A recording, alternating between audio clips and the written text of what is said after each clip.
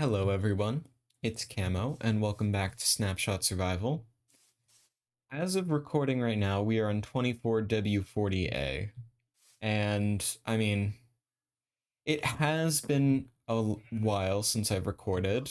I recorded the 15th anniversary video, and then pushed that back a couple weeks, and then I was like, okay, time to get back into it, and then I just never did. Truthfully, it's just because I've been really busy, but I have played the world a bit this year, so why don't I recap some of the things I did? So first off, at the witch farm, I actually entirely revamped the original design, and I made it a nether portal system. I still haven't worked on the storage system since I do have to rip out a lot and change it, but I do have resources stocked up, so it's good. As well as that, I built a tree. And then in January, I built a larger tree. And then most importantly, I explored the tricky trials both while it was in development and when it officially came out in 121. And that's going to be the focus of today's video, is I'm actually going to recap some of my experiences with the trial chamber. And I actually do want to talk about some of the recent updates we've gotten in Minecraft, because this year, we've gotten the Armored Pause drop, we've gotten the Tricky Trials update, we're getting the Bundles of Bravery update soon, and then we're also getting the Winter drop. And, that's a lot of content. However, I have some thoughts, and the direction that the development is going in right now is something that I'm actually not for. Not to say the updates are bad or anything, but I just haven't liked what they've been doing in the update. The highlight of this year for me definitely was the Tricky Trial, not only because it was a yearly update, but there was a lot more interest and effort put into it, and it kept me a lot more occupied compared to some of the other content in recent updates. I'm excited for the Bundles of Bravery drop for being a quality of life update. As well as that, later I'm actually going to go to the Pale Gardens and recap some of my experiences with that. It's a really cool idea, except it's really just not that interesting. Also, I have no idea how this happened.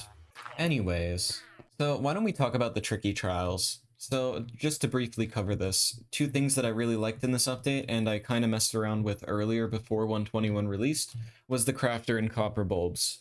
They pretty much revolutionized a lot in redstone and allowed me, someone who isn't like super advanced in it but loves messing around with that stuff, to make really cool systems. Let's actually talk about the trial chambers, because the trial chambers design is clearly meant to be a mid-game structure. Now, a lot of people are in the end game, and the trial chambers really fail to offer that challenge. Before we get to that, I'm going to talk about some pros. The trial chambers are actually kind of a resource haven, because the loot tables give a lot of diamond, iron, and as well as that, the entire structure is made out of pretty much copper and oxidized copper. So that's already a really good start, because it means builders can build and people can progress and also see some of the new building blocks and how to use it in creative ways. As well as that, the loot table is pretty solid.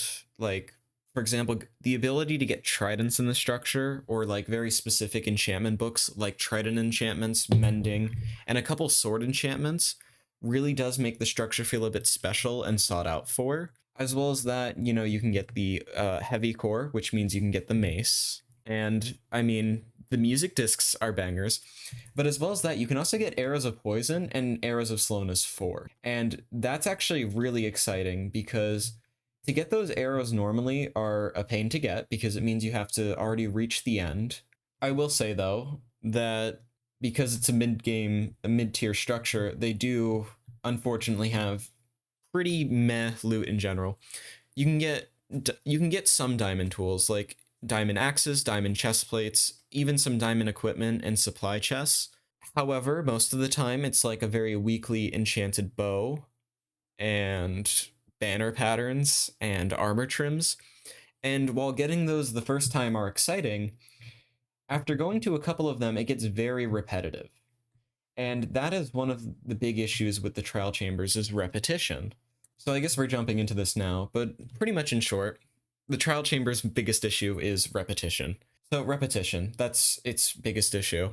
You go into a trial chamber, and you're going to get a certain set of mobs, and you're going to have, it's going to pick from a certain set of rooms, and then it's going to give you certain things from a loot table. And this structure really tries to encourage you to go to a couple of them instead of just one and travel around the world to get more vaults and obviously explore more and try to get everything in the game from the trial chambers. However, the trial chambers don't have enough variation to really pull this off well, and it gets very predictable and very tiring after a while because you are eventually just exhausting the trial chambers. And since it's a mid-game tier structure and it gives you mid-game tier loot, at some point you're actually going to overcome the skill issue in the trial chambers starting off. And then later, you know, if an endgame player plays in the trial chambers, like in my survival world, it gets very easy because there really isn't that much content or challenge. Now, I will say I did play the trial chambers with friends in a survival world, and it was interesting at first. However, the moment we started getting diamond gear, the trial chambers became nothing. Even for ominous trials, the skill level just wasn't high enough, and I feel like this was a missed opportunity to make the trial chambers a dual structure. Because unfortunately, bastions have like a higher threat, in my opinion, than the trial chambers do. They are a lot more scary than the ominous trials, and I really think Mojang missed the mark on this one because they could buff up the loot table a bit more and then also just make it a fun challenge. The ominous trials suffer from the same issue of the regular trials, and that's just it's repetitive, where sure there might be some cool potions falling or like some mobs in armor, but once you reach a certain point in progression, you start killing all the enemies, and then it's just, did I get a key? No, I got a piece of steak. The ominous keys are actually more sought out for because one major issue is Mojang is trying to control how you use the mace. Now, I'm okay with the way that Mojang wants, you to obtain the mace. However, the biggest issue is the enchantments, because specifically Windburst. Now, Windburst is more of a strategy enchantment where each level is for a different skill and purpose, and that's a really cool design. However, Mojang is like, what if we only let you obtain it at level 1 and then made it a max level of 3? Well, then you need 4 books, and that wouldn't have been an issue if they didn't make the books so rare. So Mojang here is essentially telling you, hey guys, don't get Windburst 3. Use Windburst 1. Or you can go out and spend the challenge and do it. Now, I will say I'm a bit of an overachiever, so I did try to do it, and since it's a long-time survival world, it's like, what's the harm with that? I'll tell you the harm. Um, unfortunately, I went to like 12 trial chambers in this world. And it kind of becomes problematic after a while when you go to these trial chambers and you're generating new chunks and taking up possible future world generations, so then you will have to explore farther out. But I go to like 12 trial chambers and I only get Windburst 2 out of 12 trial chambers looting all the vaults. And that is crazy. And as I mentioned, trial chambers are repetitive. So when you are trying to seek out that loot and trying to get everything, it becomes very exhaustive because the trial chambers are designed where you won't always get everything, and it's really hard to get everything because you can't get because they made certain things super rare for no reason. Again, this is a mid-game tier structure, and they are trying to control how you play, so that making Windburst 3 very difficult to get. And I know it's possible because I did it in a survival world with friends as well, and I went to 24 trial chambers. Now that was very tiring, and I'm actually burnt out from trial chambers. I do not want to go there anymore, even to get the copper, because the way that they designed these trial chambers and how they wanted people to seek out this loot is very, very annoying. It was nice in small quantities and a first-hand experience. However, there is no spice or interest in the trial chambers. They spent an entire update on trial chambers. They made them really annoying and really nothing else to explore. And while there are smaller drops coming, the smaller drops also aren't that interesting. I mean, sure, we get new building blocks and we can, play around with things. However, for an adventure update like the Tricky Trials, announced all the way back in September, the adventure really missed its mark because it only targeted a very specific demographic of mid-tier game.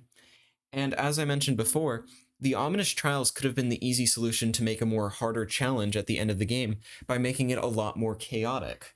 I found out when, like, I was being swarmed with enemies and there was a lot more weakness and, like, the potions actually started getting to me and it became a lot more dangerous. It made it very interesting. However, the ominous trials do not consistently do that. They are still meant for people that are literally just in diamond armor, and you can easily beat the trials with no effort. And now, with these new recent updates, there really isn't a lot going on with this game. Now, small updates are fine, and I do think it's nice to get, very quality of life changes or just smaller updates and take things, slowly. However, there's a point where you can't just always take things slowly, and sometimes you do need to, push yourself and try to do something bigger. The trial chambers are good, and they do a lot of things right. However, it feels like a lot of the recent content made is very messy in what they want and the intent that they want for the update. I feel like the trial chambers, a thing that they chose to focus for an entire update, is a huge victim of that because they tried to pull off this very diverse, they promoted it to have like, many configurations and a unique experience every time. And then it turned out to just be, another Minecraft structure with like, oh, they shuffled around the room layout a bit, but it's okay. You're not even going to use 90% of it anyways, because I bet you're just going to pillar up. And with these game design conflicts, you get the issues like, the structure only being a specific demographic. And as a result, since you're not reaching out to a lot of players, they kind of just have to live off, with the minor content they're getting. And that can only happen so many times before it gets dull. As a result, there really isn't a lot going on in Minecraft other than people's imaginations. And because a lot of people have really bad imagination. So they like the adventure and the excitement in the game. So with these larger updates kind of focusing and giving less, I feel like bigger updates right now are more important than ever, or even these drops that have a lot more content to refresh the core experience of the game. We need an update where there can be something for everyone in that update. And the tricky trials and the bundles of bravery and the winter drop don't really do that. Bundles of Bravery fails that because it's just a small update in general. And while it does offer quality of life changes, it was never intended to hit the mark of, a major update. It was just meant to be a quick drop and finally fulfilling the Caves and Cliffs trilogy. And with the experimental winter drop adding the new immersive Pale Gardens biome, it drops the ball a bit because while it does add content, the content does not connect to the game in any way. It's expansion, and that's great. However, Minecraft in its current state needs updates that definitely do try to connect the game further together, or at least change something. With the Pale Gardens, you will see in my current gameplay, the creaking is a very nice mob. It adds a definitely new flavor of gameplay. However, it's in a biome that's solely dedicated to new building blocks. The creaking does not fundamentally add anything to the game, and it doesn't necessarily really interact with anything else. The creaking heart is a heavily flawed block in its current state. The way that it works, the heart block will spawn the creaking at night, only in night conditions when the time is night, not on light level. As well as that, the creaking that is tied to it, the entity data is stored in like the RAM. So as a result, there's not really a lot of map making potential with the creaking using data driven commands in the heart together. The creaking is also unable to be name tag, and it will despawn either when the world is reloaded or when the time is set to day. As I mentioned before, the light level is a huge problem because they made the creaking heart silk touchable. And they intended that, oh yeah, in this configuration you can spawn the creaking, which makes it a very cool redstone, map making design for survival worlds. It's a controllable hostile mob that works in a Weeping Angel style mechanic, which can result in really fun and unique gameplay. However, because since Mojang has limited it in so many ways, it becomes kind of useless and not even that fun to tinker around with. With the tricky trials, once again, it's a new structure that was intended to add, a new combat adventure. There wasn't anything revolutionary that really changed the flow of gameplay. The tricky trials adds a new challenge to only a certain group of people. That's why it's lackluster. Many of the recent Minecraft updates, 1.19, 1.20, 1.21, the Winter Drop, and Bundles of Bravery, have all focused on the concept of expansion for the game. And that's okay, because it definitely has added new experience, new blocks, new content. However, what we need is things that connect the game or change the game. With larger updates like that, even smaller updates where they try to change something major, whether it be the combat system, it changes the flow of the gameplay and makes it refreshing and interesting. Because for some players, they'll see this biome as just another place to get new resources and really hate the update as it doesn't offer a challenge or really change anything in general. Meanwhile, some builders or very creative minds might really enjoy this update. And I think there needs to be a balance of both of that. I do hope with this new drop system and frequent updates, they do try to take the time to release a more bigger drop as it does vary in size to try to change something. Whether it's an end update for a major update, or it's a combat drop, or it's, let's change the entire breeding and agricultural system of Minecraft. And looking back at previous updates, we can actually see how impactful updates with connection and change are and updates with expansion are. For example, 1.17 primarily focused on expansion because it added most of the caves and cliffs content without changing the world generation. And then when 1.18 hit, that connected itself back to the game by revolutionizing the world generation and entirely building a new world. With this change, obviously, they pretty much perfected the connection and expansion with these two updates as it added something for everyone and changed how Minecraft was played / sought out for. With 1.20 and 1.21, they primarily added new content without tying it back to the original game. While there were smaller features like signs, for example, being able to be changed on the front and back and being able to be edited, other things like the sniffer, archaeology, and the actual trial chamber structure itself really didn't tie itself back to the game other than just trying to expand upon the core principles they already had. It didn't really necessarily change the flow, or it didn't really add a meaningful connection back to the game. And while that's okay, many of the newer updates keep following this trend, and it starts to get tiring and old, especially since it doesn't reach out or give something new to everyone, when it easily could if they just make a few smaller tweaks. A good example of what connection can do in an update is 1.19, where despite being hated for canceling scrapped features, it was actually a fairly good update because not only did it expand the overworld by adding a new immersive biome, the mangrove swamp, and adding a lot of new blocks for new players to play around with, it also added a new mystery, and it tied back to one of Minecraft's earliest themes, horror. With the introduction of the Warden and the Skulk blocks infecting the world and pretty much corrupting it and tainting it, it brought back a lot of players, especially since they got to experience this new thing that they haven't for so long. One of the big design choices for the Deep Dark and the Warden was to make this a new experience that could have, variation to it with the structure, but also necessarily repeat the fear that you felt on the first night of Minecraft back all those years ago. And I think they nailed that. And I think that was a deep connection that they decided to bring back to that the creaking necessarily doesn't, because it's a high risk. It's not even a high risk. It's a very mediocre risk with a bunch of other hostile mobs attacking you. Meanwhile, the Warden is this big threat that also, can give a reward, but also just brings an experience even if you aren't seeking out for Swift Sneak or any of that stuff. You also have all the redstone, the mob farming blocks, a lot of new content that tries to encourage many of the modern trends in Minecraft, which is really good in my opinion. And then most importantly, the update that's pretty much perfected a mix of both expansion and connection and content is the Nether update. And I would even argue the update Aquatic, because they both expanded their realms by adding new biomes, adding new structures, new mobs, that kind of stuff. But they also connected themselves back to the main point of the game. With the update Aquatic, they added a new movement mechanic, and they pretty much revolutionized, swimming and how the game is played.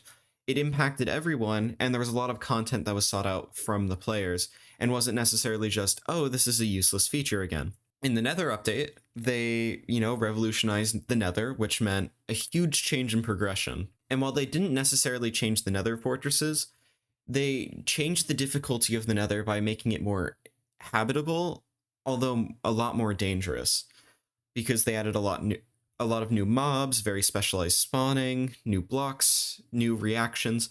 And as well as that, with a new refreshing experience, they also added things like bartering, which ties itself back to trading. A lot of this stuff in the Nether update expanded upon what was already there, but then began to tie itself back by making things more challenging, adding Netherite becoming a new tier system, which is why it was so heavily praised. I'm not saying every update should be a Nether update, although I do think they should take the idea of trying to make a good balance between both expansion and connection, even if it is a smaller update where they just do a minor connection and a minor expansion. You could even argue that the Bundles of Bravery does this, because while it is just a small quality of life update, the bundles are literally targeting inventory management, a problem that's been there so long, and depending on how impactful it is, it pretty much will be categorized with whether it's a connection or an expansion. Finally, I just want to say that, like, someone will always enjoy an update, even if you don't agree, and I think that's perfectly okay. And as well as that, I just want to point out that most of the Mojang team are very passionate developers, and they want to make an experience that's new every time they make an update. And I just want to say, they do a great job, and I don't have any hate or resentment to what they're doing. I have feedback and critiques, but other than that, though, like, at the end of the day, like, they are still doing a very good job. Also, it's just my opinion. Thank you so much for watching. If you liked it, make sure to like, comment, and subscribe. And I'm gonna try to release more videos soon. So, hopefully I'll see you next time and not like 6 months. Goodbye.